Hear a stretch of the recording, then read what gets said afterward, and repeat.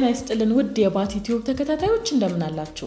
በዛሬው የጤና መረጃዬ ስለ ቆዳችን ውበት ምን አይነት ጥንቃቄ ማድረግ እንዳለብን ነው። እስከ ፍጻሜው አብራችሁን ቆዩ። ቻናላችንንም ሰብስክራይብ በማድረግ ቤተሰብ ይሁኑ።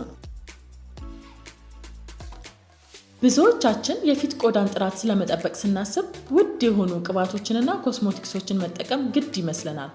ነገር ግን ያለምንም ተጨማሪ ወጪ ከምንመገበው ምግብ ብቻ ቆዳችን ለስላሳ፣ ጥርት ያለና ከመሸብሸብ የጸዳ ለማድረግ እንችላለን። ሰውነታችን የሚፈልገውን ምግብና መጠጥ አይነት፣ በቂ እረፍትና እንቅልፍ፣ በተጨማሪም መንፈስን ዘና የሚያደርጉ እንቅስቃሴዎችን ካገኘ ውጤቱ ጥርት ያለ ቆዳ ይሆናል ማለት ነው። የፊት ጥራትን ለመጠበቅና የልጅነት ወዙን ይዞ እንዲቆይ ለማድረግ እነዚህን 13 የአመጋገብ ስርዓቶችን ይከተሉ። የመጀመሪያውና አንደኛው በቂ ውሃ መጠጣት። ሰውነታችን ትንሽ እንኳን የውሃ እጥረት ካጋጠመው ቀድሞ የሚያጠቃው ቆዳችንን ነው። በቂ ውሃ ለመጠጣት የገረጣ፣ የተሸበሸበና የወደቀ ፊት እንዲኖረን ያደርጋል።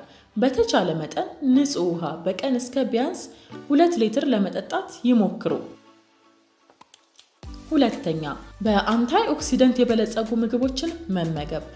አንታይ ኦክሲደንት ማለት ሰውነታችን በተለይ ጉበታችን መርዛማ ኬሚካሎችን የሚያስወግድበት ዘዴ ሲሆን አንዳንድ ምግቦች የዚህ የአንታይ ኦክሲደንት ባህሪ የተላበሱ በመሆናቸው በምንመገብበት ምግብ ውስጥ ማካተቱ በእጅጉ ይጠቅመናል።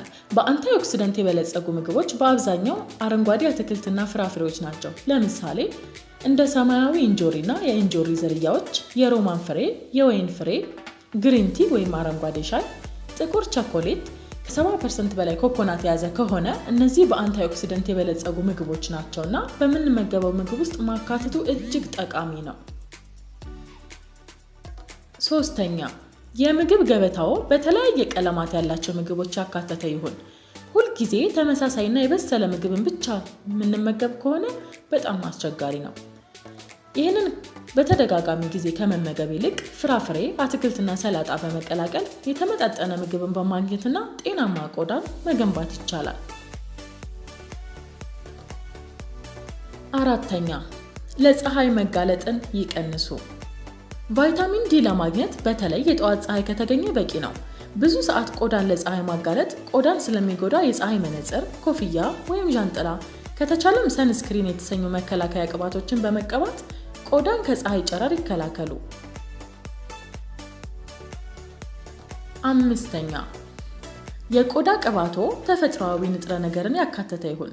አንዳንድ የቆዳ ቅባቶችና መዋቢያዎች ከባድ ኬሚካል በውስጣቸው የያዙ በመሆናቸው ከመግዛቶ በፊት ከምን እንደተሰሩ ማንበብ እጅግ ጠቃሚ ነው።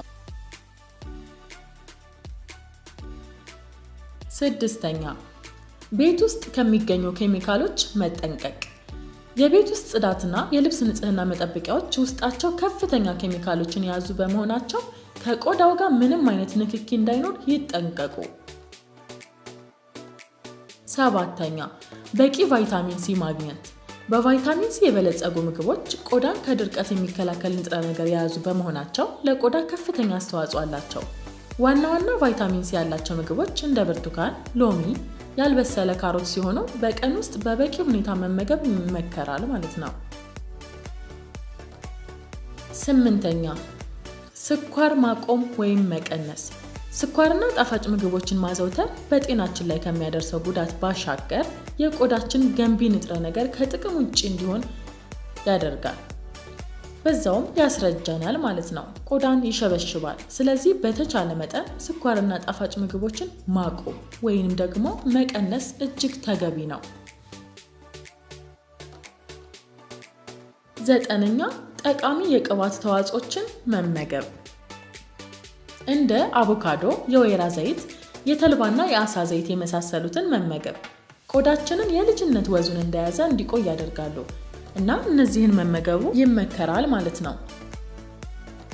አስረኛ፣ የውሃ ወይም የጭማቂ ጾም። ይህ ዘዴ ሰውነታችን በተለያየ አጋጣሚ ወይም ደግሞ በተለያየ መጠን ያስገባውን አላስፈላጊ ንጥረ ነገር ለማስወገድ በቂ ጊዜ እንዲኖረው ያደርገናል። ቢያንስ በወር 1 ወይም 2 ለ24 ሰዓት ንጹህ ውሃ ብቻ ወይንም የአትክልትና የፍራፍሬ ጁስ ብቻ በመጠጣት ጉበታችንን አላስፈላጊ ኬሚካልና መርዛማ ንጥረ ነገርን እንዲያጣራ በቂ ጊዜ በመስጠት ለቆዳችን ውበት እጅግ ተመራጭ ሀሳብ ነው። ሌላው ደግሞ ጠዋት ጠዋት በባዶ ሆድ በብርጭቆ ውሃ ውስጥ ሎሚ በመጨመር መጠጣት። ይህ ሲሆን ጾም ለሚከብደው ሰው ይህ አማራጭ ይሆናል ማለት ነው። ሎሚ በውሃ ቁርስ ከመብላታችን ከ30 ደቂቃ በፊት መጠጣት ጠቅላላ ጤናችንን መንከባከብ ማለት ነው። 11ኛ ከጭንቀት ነፃ ለመሆን መሞከር። አይምሮን ዘና የሚያደርጉ እንቅስቃሴዎችና ግንኙነቶችን ማጎልበት። ጤናማ ካልሆነ ጓደኝነትና ህብረት እርቆ መልካም አስተሳሰብን ወደሚገነባ ግንኙነት መቀየር። ለምሳሌ ተፈጥሯዊ አካባቢዎችን መጎብኘት፣ ሙዚቃ ማዳመጥና የመሳሰሉት ለአካላዊም ሆነ ለስነ ልቦናዊ ጤንነት ጠቃሚ ናቸው። የአይምሮ ሰላም ማግኘት ውጤቱን ፈካ ባለ ገጽታ ላይ በቀላሉ ማየት ይቻላልና። 12ኛ በቂ እንቅልፍ መተኛት። በመኝታ ሰዓት ሰውነታችን ራሱ የሚጠብቅበት የሚጠግንበትና የሚያጸዳበት ሰዓት ሲሆን በተቻለ መጠን ያልተቆራረጠ ሰላማዊ እንቅልፍ መተኛት እስከ 8 ሰዓት ማግኘት ተገቢ ነው ማለት ነው። እንቅልፍ ጠግቦ መተኛት ንቃት፣ ውበት፣ ጥራትን የተላበሰ ገጽታ እንዲኖረን ያደርጋል። 13ኛ ስፖርታዊ እንቅስቃሴ ማዘውተር።